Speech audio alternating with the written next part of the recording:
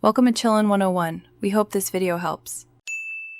You start by confirming your phone supports Android Gemini and you have the latest OS. This avoids compatibility surprises. Next, enable developer options and USB debugging so tools can communicate. Sign into your Google account and back up essential data. Once done, you can proceed without fear of losing files.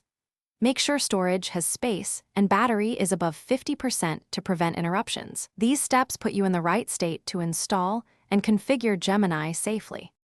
You now install Gemini through the official package or system update, following on-screen prompts to grant permissions like microphone and location. This enables full feature access. Once installed, open the app and select your preferred language and voice model, because choosing the right model shapes performance and privacy.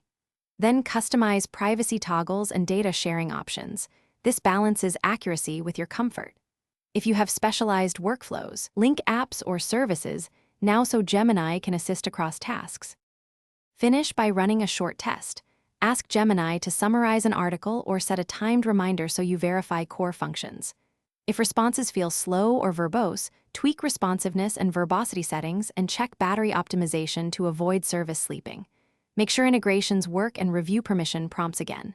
If something breaks, restart the app, clear its cache, or reinstall the update. These steps fix most problems quickly.